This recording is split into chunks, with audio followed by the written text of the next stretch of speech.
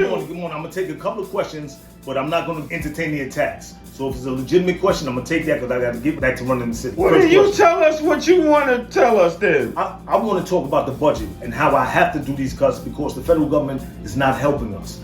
I heard Cardi B on the radio talking. She's in her bathrobe with some rollers or whatever in her hair, and she's upset about the cuts to the school system and the libraries. 120 million budget cut on schools, libraries, police department, and sanitation.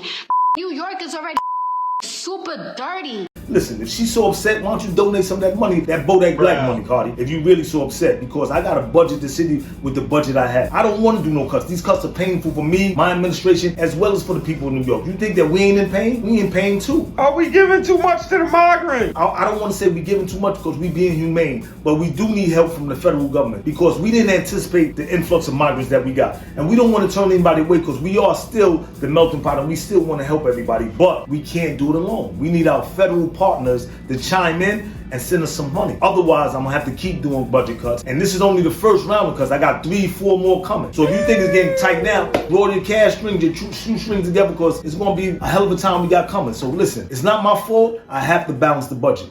What you think about the migrants saying they not staying in the place because it's nasty and ugly? Listen, we spoke with some migrants and we sent them to a new development and they said that it was too ugly, they didn't want to stay there. So we had to speak with them because listen, people live, don't worry about how it looks as long as it's clean, it's sanitary, and it's taking you out of inclement weather, we told them. Other migrants said it was too far. I got upset at first. I said, far from what? Too far from what?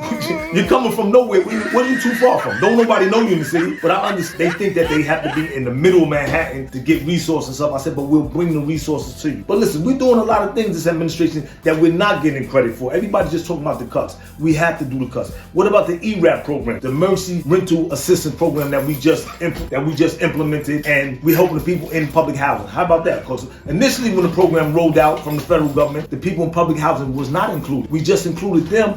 And now we don't get no kudos for that. But I do want to say one thing about the ERAP program. This is not for people that through the recession and through the pandemic that just spent frivolity and didn't pay their rent. This is for people who were working and that fell behind on their rent payments. That's what the ERAP program is for. We're going to help them out. So it's not just for everybody. If you were getting unemployment and you just spending the money and you wasn't working, it's not for that. But we do want to take credit for adding public housing to the ERAP program. So we should get big up for that. That was a good thing, but these migrants are like... Listen, we can't keep harping on the migrants because it's not just the migrants. You have to crunch the numbers and you have to balance the budget. That's what city government is all about. And I'm out here balancing the budget. I got to go speak with the police department today because I did some cuts to them. They're upset with me. The fire department, I got to go speak with them. I did some cuts for them. That's why I'm wearing their insignias today because I want them to know that I'm still a part of your community, even though I have to do these cuts. Did you ever get your devices back? They haven't returned my devices as yet, and I want the federal government to know there's nothing on the devices. If I was going to tweet or text something, it wouldn't have been on them devices. It wouldn't on the device that you have no knowledge of. So why would I text on my devices? It makes no sense. So please return those in a hurry. But I do want to say one more thing,